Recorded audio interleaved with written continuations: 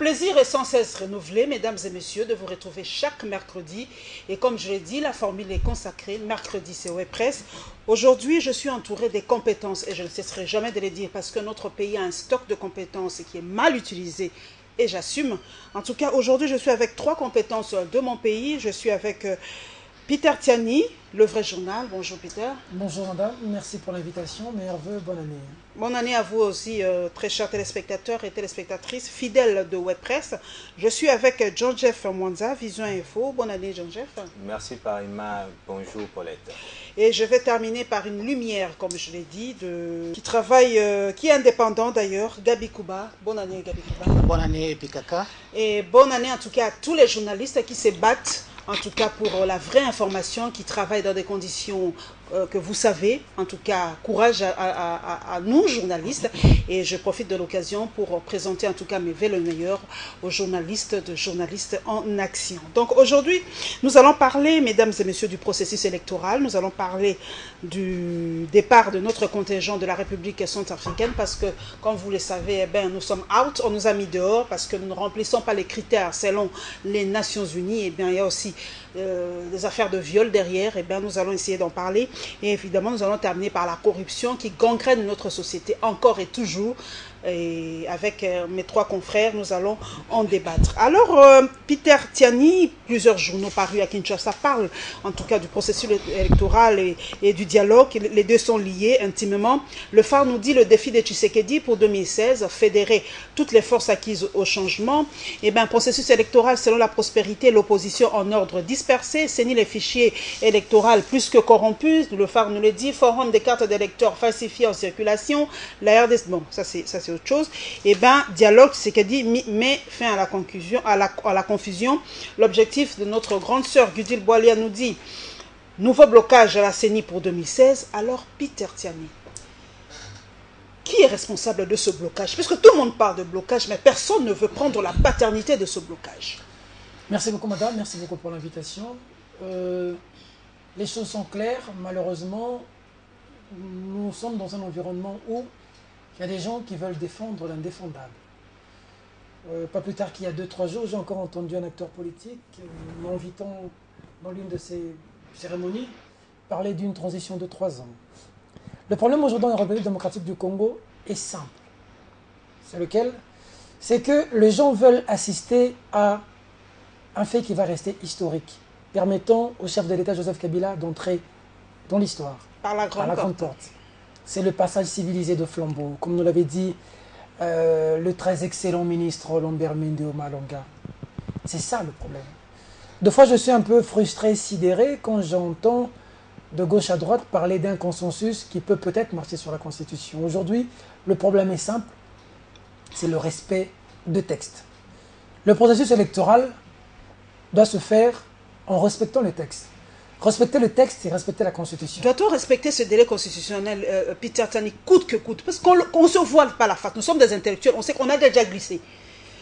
Les élections qui devaient se faire en 2015 pour la députation provinciale, c'est pas fait. Donc on a déjà un retard quelque part. Doit-on respecter coûte que coûte cette Constitution ou les dates prévues? Madame Paulette, on n'a pas glissé. Par rapport à la Constitution, le délai du mandat de Joseph Kabila, président de la RDC. On se focalise que sur lui, mais les autres, on n'en parle pas. On néglige la députation provinciale et communale et autres. Parce que dans la Constitution, malheureusement, je veux dire, dans la Constitution, il y a une élection qui est constitutionnelle. C'est l'élection du chef de l'État, qui doit être convoquée 3 mois avant la fin du mandat. Aujourd'hui, j'ai entendu dire qu'on a glissé avec le sénateur, on a glissé avec le député provincial. Avec les gouverneurs, on peut glisser. Ça veut dire qu'on a commencé avec la bêtise, on peut continuer avec la bêtise. Non, il faudrait à un moment dire que nous sommes... Parce que pour la bêtise, on pose le premier pas. Et on en pose 10, on ne se rend plus compte. Non, il faudrait interpeller les gens. Et quand on dit qu'il faudrait du temps, moi je me pose une question. Quand même les gens me disent qu'il faut 3 ans pour organiser les bonnes élections. Mais ces 3 ans-là commencent de quand? Le mandat, il a commencé en 2011, 2012, jusqu'en 2015, 2016. Le 3 ans, là, doit commencer en 2016 jusqu'en 2018. Et aussi, madame, il ne faudrait pas qu'on se voile la face. Il y a une attente populaire, il y a une opinion. Et les gens à gauche, à droite disent que La guerre, c'est l'opposition et la majorité qui va gagner. Kabila va rester. Est-ce que le Vital Kamere et les F. Bazaïba vont déboulonner? Non. Faux débat. Le problème, c'est le Congolais. Le peuple congolais veut quoi? C'est ça la bonne question. Le peuple veut que sa vie change. Et aujourd'hui, je ne suis pas mandaté par le peuple, mais en tant qu'observateur, je me rends compte que la population estime ne pas s'être retrouvée, même dans les besoins fondamentaux. Les besoins primaires, madame. Dans ce pays, pour manger, il faut réfléchir. Dans ce pays, pour prendre le taxi, il faut réfléchir.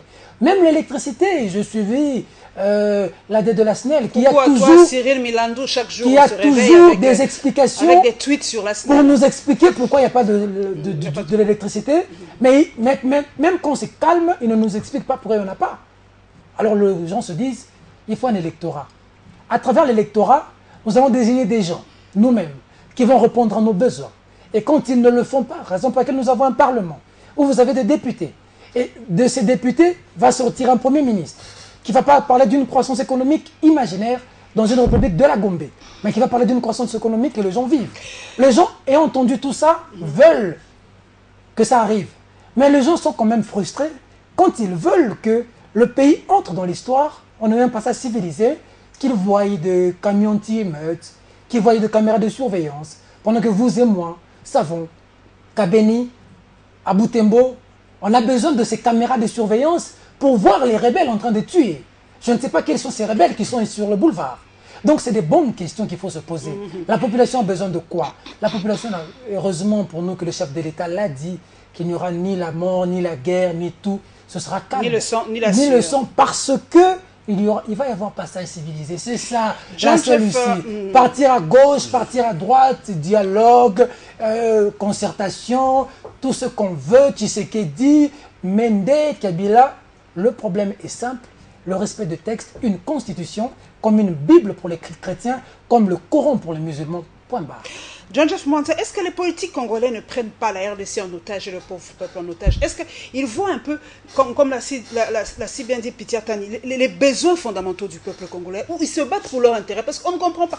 Il y a blocage, mais on doit essayer de débloquer la situation. Pourquoi les politiques congolais, les Congolais aujourd'hui, on a l'impression qu'ils se battent pour leur poste, qu'ils se battent pour le haut-toi que je m'y mette, mais ils ne regardent pas les besoins fondamentaux de la population. Et se demandent même pas que veut cette population. Moi, je pense que nous, en tant que professionnels des médias, nous devons, n'est-ce pas, nous imposer une mission, c'est celle de dire la vérité à la population. Justement, dans le sens de leur montrer que cette classe politique veut la manipuler pour ses propres intérêts.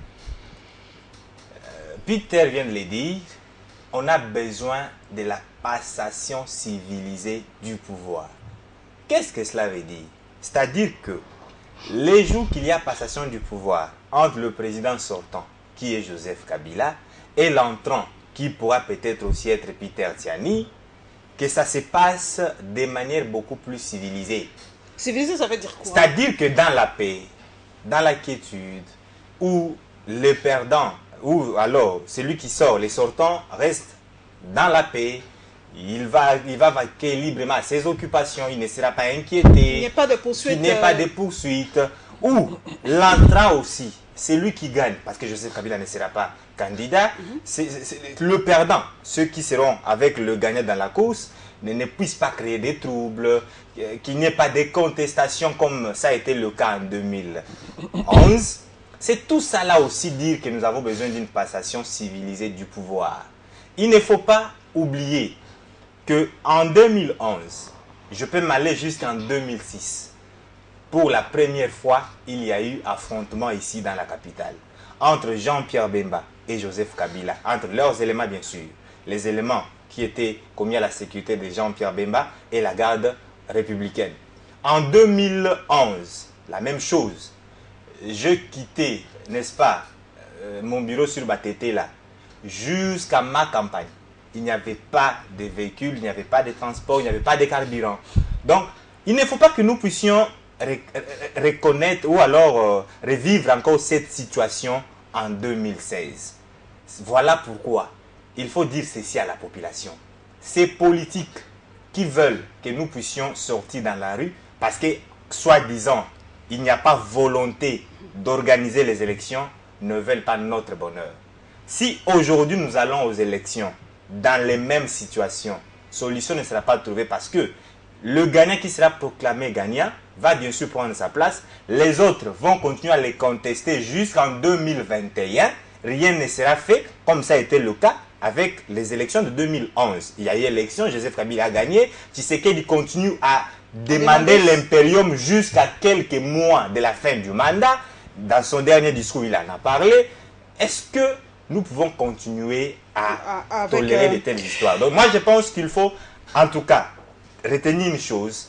On doit se mettre autour d'une table. On veut passation du pouvoir de manière civilisée. De quelle manière cela doit se passer? Gabi Kouba, c'est vrai qu'il faut dialogue, mais les responsabilités. Dans ce pays, personne n'est responsable de la situation actuelle. Personne ne veut prendre la tête pour dire que mais à culpa, j'ai mal agi, voilà, on va y aller. Mais aujourd'hui, tout le monde est là, tout le monde, on se bat, on doit parler d'abord de quoi? Parce que le timing, on le sait, les élections deviennent maintenant une période de tension. Tous les 5 ans, doit-on vivre ce même stress ou qu'on arrête carrément les élections et on trouve un autre moyen de prendre le pouvoir? Parce que chaque 5 ans, maintenant, c'est stressant. C'était 2006, 2011, 2016, 2020. Ça sera toujours ce stress tous les 5 ans? Merci beaucoup pour cette pertinente question que vous me posez. Qui est responsable? Bon, je peux dire que tous les Congolais sont responsables de leur situation.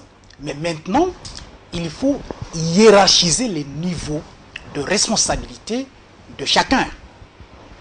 L'année passée, au mois de janvier, une loi a été présentée au Parlement. Le peuple s'est levé contre cette loi. La loi n'est pas passée. Pourquoi? Parce que la majorité des Congolais étaient contre. Donc, la situation que nous subissons depuis des années est aussi le fruit de l'inaction de l'ensemble des citoyens congolais. Si les gens s'élèvent, autre exemple. Vous nous dites en quelques mots, Gabi Kouba, que le peuple congolais est amorphe. Le peuple congolais ne prend pas son destin en main. Je ne parle pas, je ne dis pas ça, mais au moins le peuple congolais est imprévisible. C'est ce qu'il faut dire. Parce que Mobutu à l'époque avait bénéficié d'un bonus de 100 ans. Donc il n'a pas fait 100 ans au pouvoir. C'était 32 ans, ce n'était même pas la moitié. Pourquoi? Parce que les gens peuvent parler de l'AFDEL, mais on a vu l'accompagnement de ces mouvements initiés par Laurent Désiré Kabila pour chasser un dictateur. Le peuple a soutenu ce mouvement-là parce qu'on ne voulait plus du maréchal Mobutu. Pour revenir à votre question, qui est responsable? Mais le responsable sont les dirigeants, c'est le régime actuel le premier responsable. C'est le pouvoir qui a tous les moyens de l'État. Il ne faut pas demander les opposants, c'est normal. La part de l'opposition, puisque la majorité accuse l'opposition de bloquer la machine. La majorité ne peut pas accuser l'opposition. L'opposition dit que la majorité bloque. Les deux sont récusés. Si la CENI doit adresser une demande, par exemple en ce qui concerne les véhicules, les ordinateurs, les moyens financiers, les recrutements des agents, on ne va pas s'adresser à l'opposition. L'opposition gère quoi? On demande des moyens pour organiser les élections par la centrale électorale à ceux qui ont le pouvoir. Mais depuis 2011, 5 ans, et aujourd'hui on est surpris qu'il n'y a pas de moyens. C'est-à-dire qu'il n'y avait pas une volonté réelle d'organiser les élections dans les cycles tels que prévus par la Constitution de la République. On n'a pas d'argent, il faut dire. Donc, on n'a pas d'argent. Mais maintenant, au niveau de la classe politique, l'opposition étant pluriel, chacun avec ses idées, parce qu'il existe opposition et opposition. Donc les gens se positionnent individuellement, et le mal aussi, c'est ce que nous vivons depuis des siècles.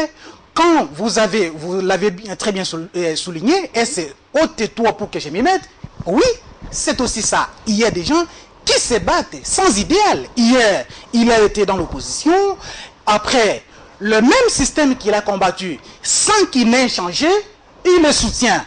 Et hier, vous avez eu des gens qui étaient avec le pouvoir et qui ne se retrouvent plus, qui se disent opposants. Donc, il y a cette confusion-là, et la confusion est plus profitable à une classe politique qui ressemble plus à une association de malfaiteurs que vraiment à un groupe d'individus qui canalisent les aspirations de l'ensemble de la nation. C'est ça le mal. Donc il faut établir les responsabilités à tous les niveaux. Maintenant, qu'est-ce qui va se passer avec le stress que vous subissez? Mais je crois que ça ne pouvait pas être des stress. Vous soulevez également un élément très important ici.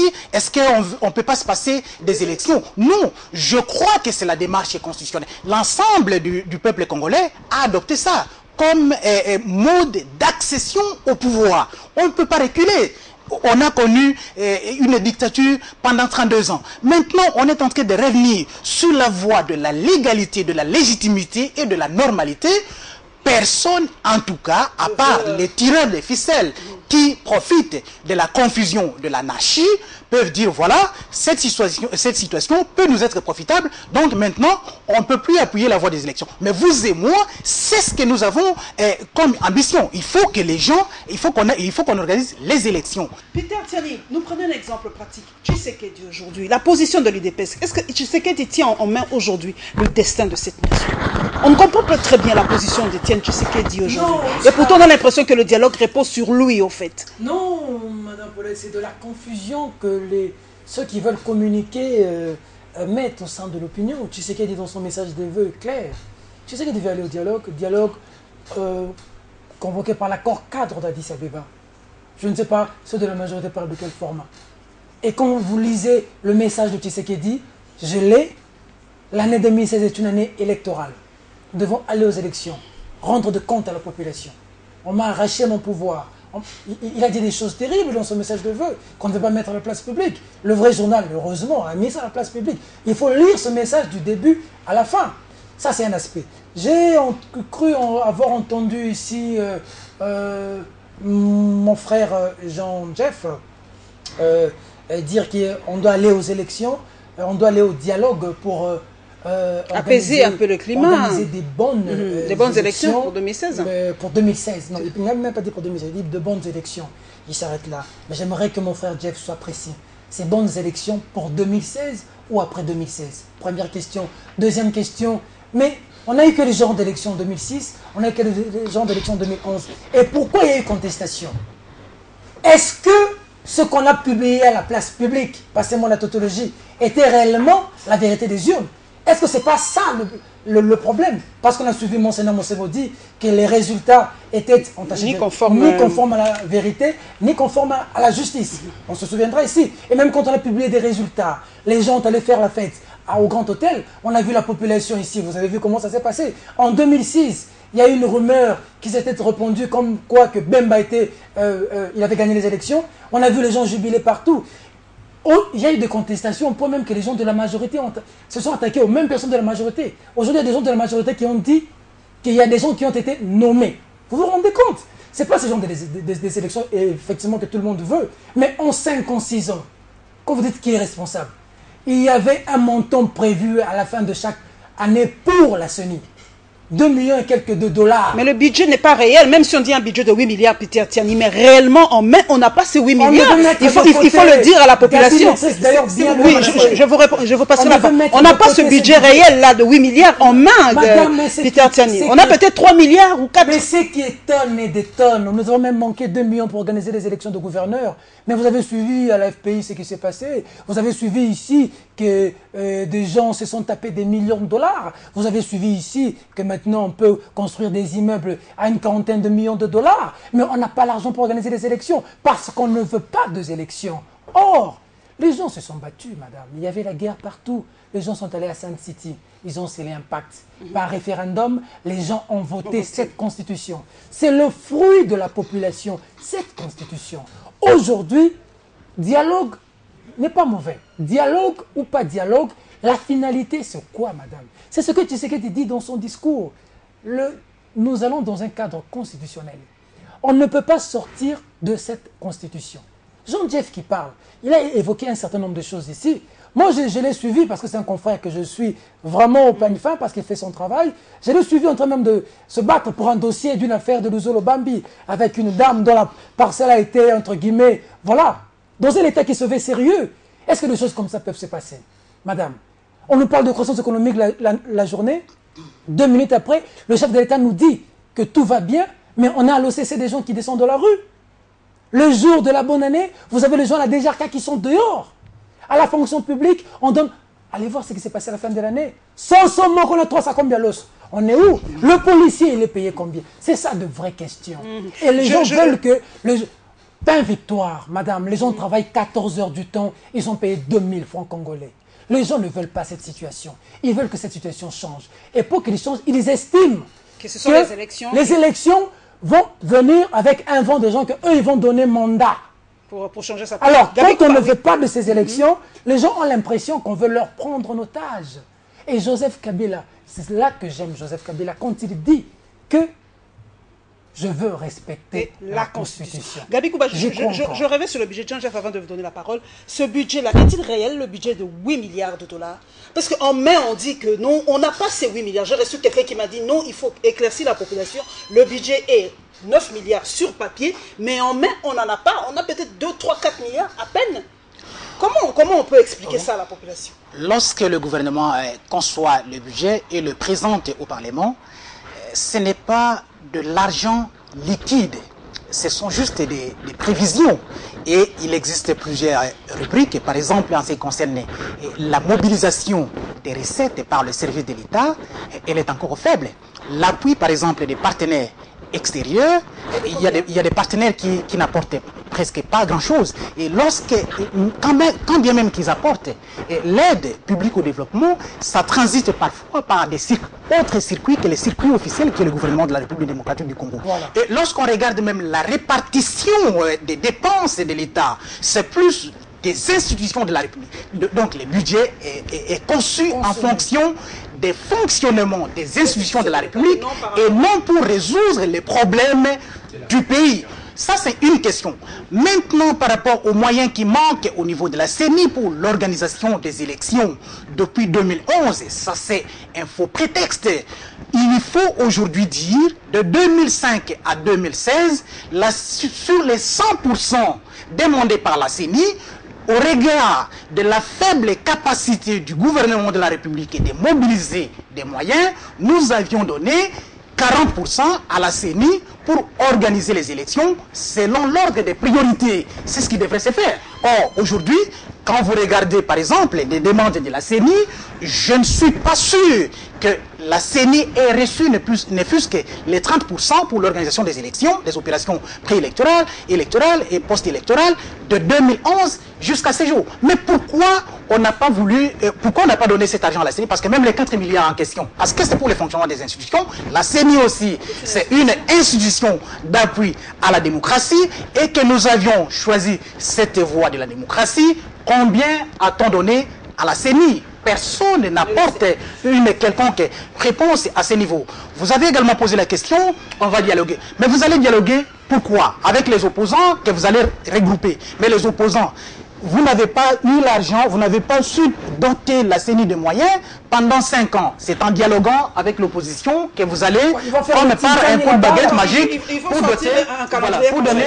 Le calendrier seulement ne suffit pas. Même le calendrier publié par la CENI l'année dernière. Ah oui, il y a des gens qui l'ont contesté. Mais maintenant, il faut voir l'ordre des priorités. Vous posez la question, les mandats de certains élus ont déjà expiré. Mais vous pouvez vous poser aussi la question, entre l'élection d'un député provincial, d'un gouverneur, d'un sénateur et d'un président de la République, quelle est l'élection la plus importante? Aujourd'hui, nous avons des gouvernements provinciaux. Moi, personnellement, je me suis posé des questions maintes fois pour savoir le travail réel des gouvernements provinciaux. En tout cas, je ne vois pas. Les chefs de division et les directeurs de provinciaux de certains services de l'État ont des attributions réelles par rapport aux ministres provinciaux. Ils ont plus des avantages que du travail. Alors maintenant, il faut voir entre l'élection présidentielle et les autres élections, quelle est la priorité, quels sont les moyens, et on organise les élections en fonction un fait précis.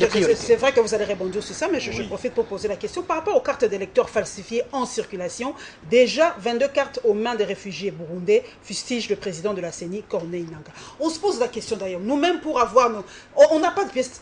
La carte d'électeur John Jeff fait office de pièce d'identité. Exactement. Vraiment. Donc ça fait plus de 17 ans que les Congolais n'ont pas de pièce d'identité. Bien que lorsque tu vois avec cette carte, tu n'as pas de la valeur. Tu n'as pas de la valeur à la scène. Alors on se pose la question, comment 22 réfugiés burundais ont pu obtenir nos cartes à nous d'électeurs?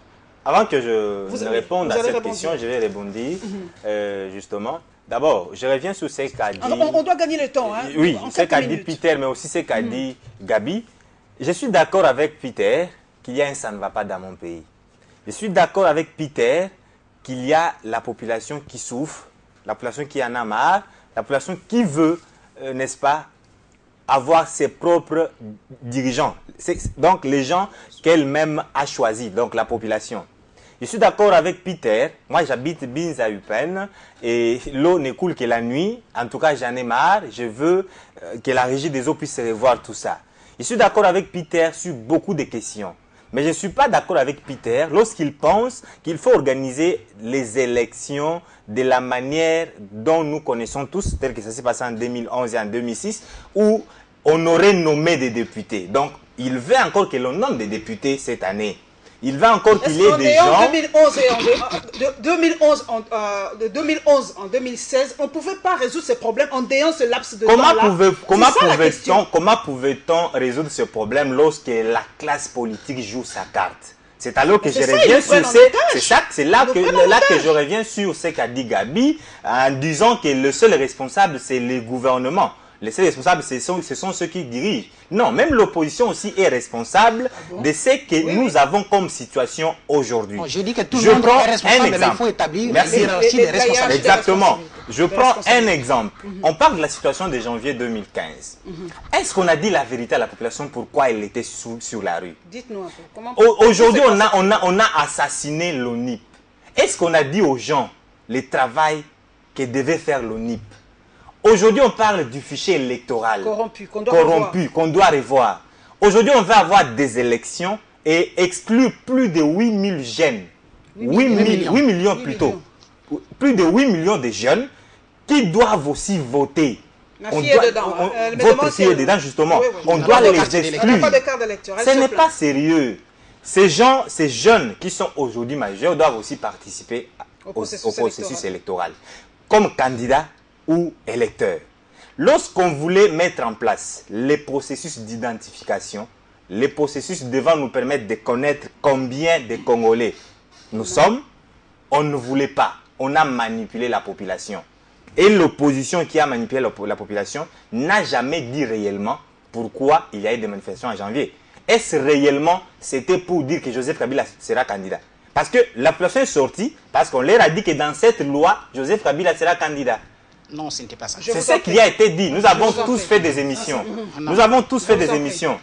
Les gens sont sortis. Si vous interrogez à ceux qui étaient sur la rue, on vous dira Tolinga Kende. C'était ça. C'est-à-dire qu'on leur avait expliqué autre chose. C'est pour ça que j'ai dit que même l'opposition est responsable. Pourquoi? Organiser les élections, ce n'est pas appeler les gens le 27 novembre à aller voter. C'est tout un processus. Il y a beaucoup de choses, beaucoup d'éléments qu'il faut prendre en compte. Et si tout cela n'a pas été fait, par exemple aujourd'hui, on ne peut pas organiser les élections sans... par rapport au cas d'électeurs, comment ça se retrouve dans les médias burundais? On a une langue fusil, je sais là. Mais c'est tout simplement parce qu'il n'y a pas de garde-fous lorsqu'on organise, n'est-ce pas, comment dirais-je, l'enrôlement. Ça c'est un. Et aujourd'hui, si vous allez à la commune, n'importe quelle commune, pour prendre votre duplicata, celui qui a perdu sa carte d'électeur, il suffit seulement que tu donnes 3 000 francs, on fait quelque chose, on te donne ta carte. Si tu n'étais pas enrôlé, tu dis j'étais en voyage, je n'étais pas là, surtout quand il y avait des dépôts de candidature, on te fait une carte.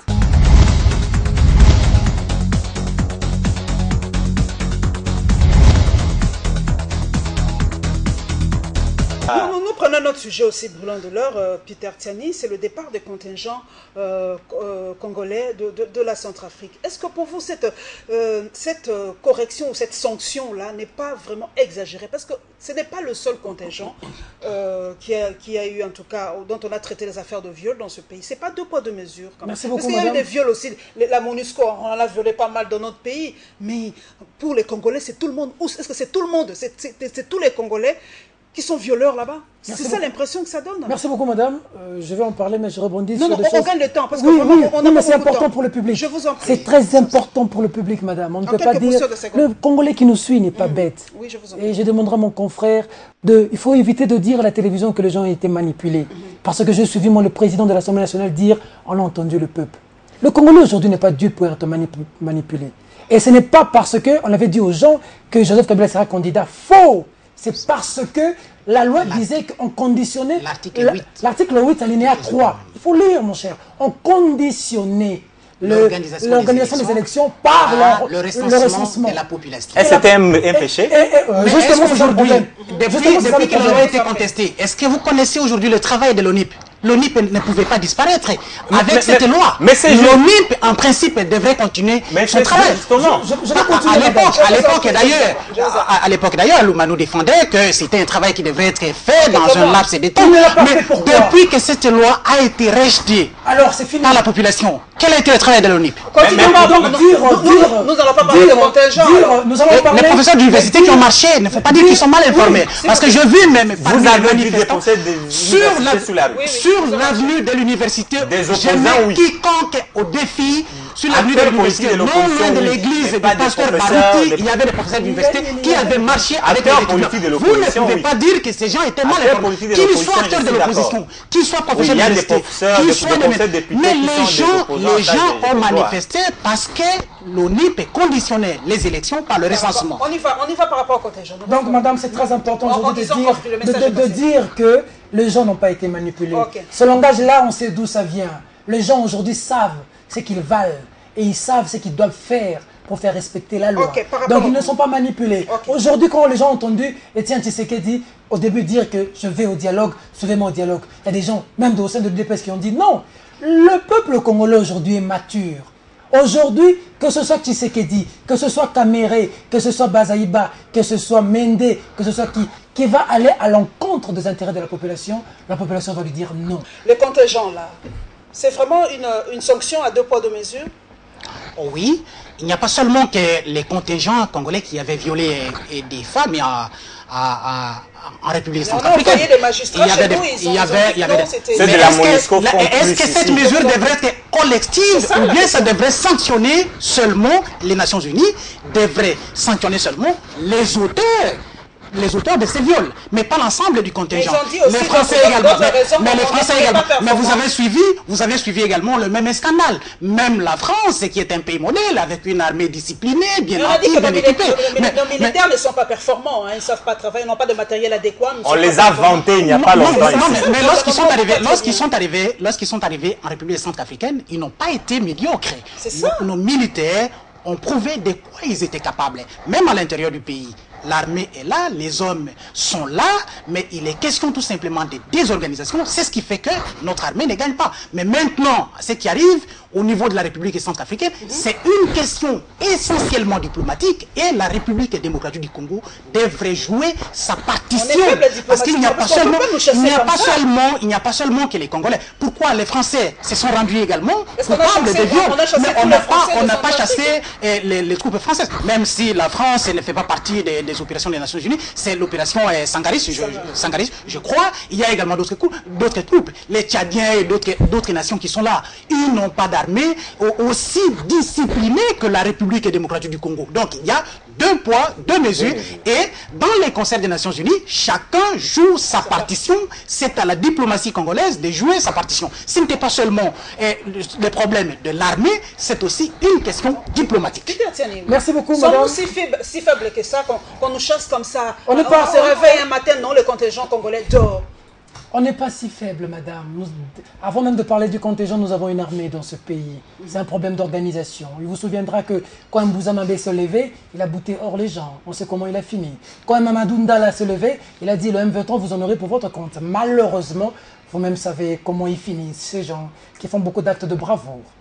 Le contingent congolais a fait preuve. On a suivi dans les médias ce qu'ils avaient fait en Centrafrique. Mais puis après, on a décelé cette histoire de viol. Mais le problème, c'est le gouvernement congolais. Donc vous devez être regardant sur certaines choses qui sont dites sur vos agents.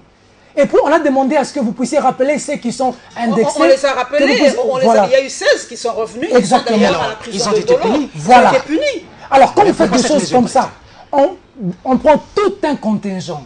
On vous met dehors. On n'est pas performant, on n'a pas de matériel adéquat selon la MONUSCO. Non, mais ça, c'est la responsabilité des Nations Unies. C'est à nous d'acheter ça. Diplomatiquement, c'est au gouvernement congolais d'acheter le matériel. Diplomatiquement, on n'en a pas. Diplomatiquement, c'est un mauvais message. Il faudrait qu'il y ait une réponse adéquate du On n'a pas encore réagi. Il faut qu'il y ait des réactions parce que ça, c'est jeter de l'opprobre. On va réagir par un de presse comme toujours. Il faut normalement que le gouvernement congolais à ce stade réagisse. Parce que quelle image maintenant vous donnez de votre armée dans le monde entier? C'est-à-dire que moi j'ai toujours dit notre armée, ce n'est pas des gens qui font piètre figure. C'est un problème de moyens. Et ils ont fait preuve de leur perspicacité en Centrafrique. Aujourd'hui, d'ailleurs la population les cette manière de faire, il y a beaucoup de casques bleus ici dans l'Est, je ne sais pas moi, des Asiatiques là, même les qui ont eu à faire des choses ici. Ici. On n'a pas vu de gens prendre tous ces mondes-là, les jeter dehors. Donc cette attitude-là, les gars de notre armée, vraiment c'est à déplorer, à déplorer. Mais il faille que notre gouvernement agisse. Il faut qu'il y ait une réaction parce que du point de vue de l'œil international, voilà l'image est encore écornée. Ça c'est pas bon. Parce que quand c'est l'image du Congo, du Congolais ou du Congo, on doit se mettre tous derrière. Nous devons être derrière. Parce que nous sommes là pour nous battre pour l'image. Même pour Joseph Kabila. Il faudrait, moi je l'estime, qu'il faudrait qu'il y ait un statut spécial dans ce pays, d'un chef d'État, permettant à Joseph Kabila de vivre en paix avec maman Liv et ses enfants au Mexique. Tous ces gens que vous entendez, Kabila Totondi Onanoté. C'est parce que j'ai encore deux, trois femmes pour qui je n'ai pas encore pris soin. J'ai 450 000 $ que j'ai eu à l'FAI, que je dois justifier. Alors, Totondi Onanoté pour ça, nous on a pas mis ce tolier. Pour ce que c'est mon boulot. Parce que Joseph Kabila, madame, croyez-moi, mérite mieux. Parce qu'il a sacrifié sa jeunesse. Okay. Il ne faudrait pas qu'il se trompe. Par rapport à ce contingent, pour que nous puissions terminer par autre chose. Et pourtant, moi j'ai suivi sur les radios périphériques, la population, en tout cas, féliciter le contingent congolais. On a fait du bon travail en Centrafrique. C'est à cause du matériel simplement qu'on nous chasse comme ça? Je voulais demander à mon confrère Peter, soit apaisé. Joseph Kabila a dit qu'il respectera la Constitution. D'ailleurs, devant la MP, il a dit qu'il n'a jamais organisé des réunions. Il ne peut pas dire ça devant la MP. Il doit dire ça devant la population. Je vous en prie, gagnons du temps, parlons de la Constitution. Oui, moi je parle, c'est bon, puisqu'on a déjà changé de sujet, on a déjà changé de sujet, je pense que c'est la politique de 2 poids 2 mesures. Les FARDC ont été vantés dès leur arrivée en Centrafrique. S'agissant des viols, je ne suis pas en train de soutenir l'acte, mais s'agissant des viols, il n'était pas le seul. D'autres forces représentant d'autres pays avaient aussi violé.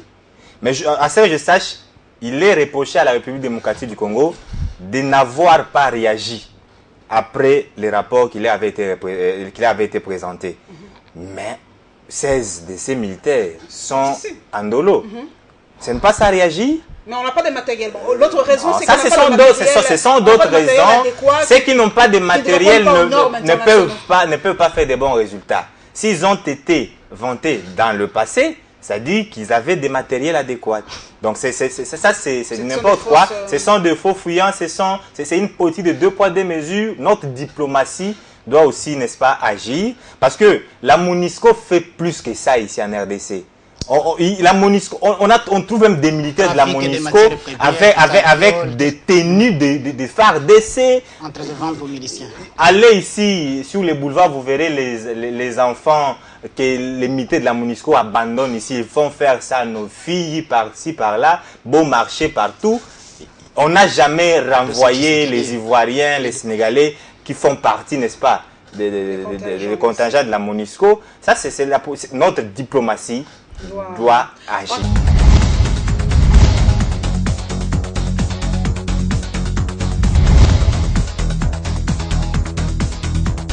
Quelques minutes, nous allons parler de ce sujet, de la corruption qui gangrène vraiment ce pays. Luzolo Bambi, selon l'objectif, éclaboussé dans une affaire de spoliation, mais pourtant, Peter Tsani, c'est lui ou John Jeff qui répondra, c'est pourtant lui qui doit...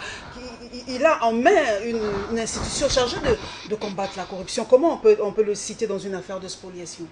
Luzolo Bambi Lessa, un homme que j'ai tellement apprécié lorsqu'il était au ministère de la Justice. À mon avis, il avait très bien fait son travail. quand il menait la lutte contre les Kuluna. Nous connaissons tous l'histoire.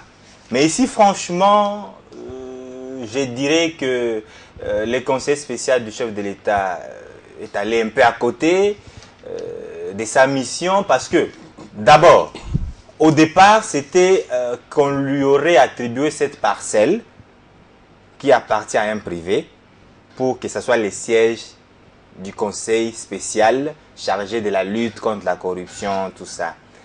Maintenant, lorsque le propriétaire de la parcelle surgit pour dire que je n'ai plus de contrat avec l'État, on dit non, ce n'était pas pour que ce soit le siège du conseil spécial, c'était plutôt pour sécuriser la parcelle.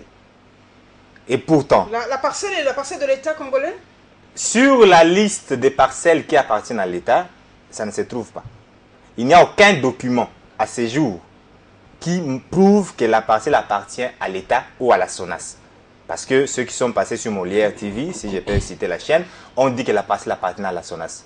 Et pourtant qu'il y a une lettre de la SONAS qui dit ceci, informant bien sûr au ministre de la Santé à l'époque, le docteur Songe, que désormais cette parcelle n'appartient plus à l'ancien propriétaire, ça appartient à une autre personne, on a vendu. Tous les éléments sont là.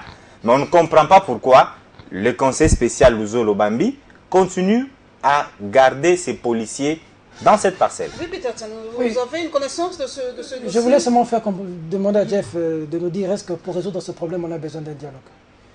Il se rend compte maintenant. Je vous en prie. Il se rend compte maintenant comment les choses se font ici. Quelqu'un peut venir. Là, il a un dossier qui montre à suffisance que c'est une famille qui ne peut pas être dans ce droit. Il sait combien de Congolais qui sont dans la même situation que lui ne connaît pas.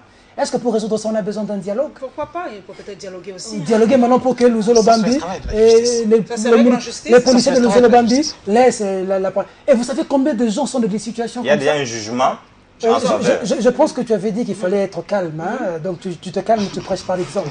Donc j'estime qu'à un moment de la vie, madame, il faudrait que nous puissions parler pour tout le monde et non pour nous. Nous sommes les journalistes, nous sommes les historiens du présent. Mais là, nous sommes en train de réfléchir en tant que citoyens. Et on estime qu'aujourd'hui, si je dois conclure par là, pour que ces genres de choses qui arrivent avec Luzo Lobambi et une dame, pour que ces genres de choses cessent, il faudrait qu'il y ait un État. La justice élève une nation. Dans ce pays, nous sommes dans un pays où celui qui a l'argent peut vous faire ce qu'il veut, il instrumentalise la justice. Et pour que ça cesse, on n'a pas besoin de dialogue pour ça. On a besoin d'avoir un état de droit. Commencez par respecter la Constitution. Tu verras que la dame que tu es en train de pleurer ici va avoir gain de cause. Vraiment une poussière de seconde. Un mot par rapport à la corruption. Vraiment une poussière de seconde. Que doit-on faire normalement pour combattre vraiment ce cancer-là qu'est la corruption? Ou vraiment abus de confiance, d'influence, je ne sais pas moi quoi. La corruption étant systématique et généralisée sur l'ensemble de la République et dans tous les secteurs de la vie, surtout en ce qui concerne la gestion de l'État, c'est très difficile parce qu'aujourd'hui, j'ai vu la cérémonie, par exemple, du procureur général de la République qui a primé des magistrats vertueux. Moi, c'est le terme que j'utilise. Combien sont-ils sur l'ensemble de la République? Ça, c'est une question importante. Autre fait, vous posez cette question, qu'est-ce qu'il faut en ce qui concerne la corruption? Mais il faut, pour la corruption, l'ensemble du système est grippé. Alors, ce qui fait que dans tous les secteurs de la vie, si, par exemple, les contribuables donnent 1000 francs congolais, c'est 30 francs congolais qui vont dans les caisses de l'État et les individus se partagent 70. Donc, c'est l'ensemble du système qui est corrompu. Qu'on doit changer. Merci à vous, mesdames et messieurs. Vraiment, la télé, c'est le temps. Nous sommes à la fin. Le temps qui nous a été imparti est terminé. Merci vraiment aux intelligences de mon pays avec lesquelles nous avons débattu de ces trois sujets. Nous avons parlé du processus électoral, du dialogue et tout ça. Nous avons parlé des parts de notre contingent en Centrafrique. En tout cas, coup de chapeau à nos forces armées. Vous avez fait du bon travail en Centrafrique. Et coup de chapeau. En tout cas, quand on parle mal de mon pays, nous devons réagir. Nous condamnons le viol, bien sûr, mais vous avez fait un bon travail en Centrafrique. Coup de chapeau et bon retour chez nous. Nous avons encore notre pays, la République démocratique du Congo. Tout le monde n'a pas violé.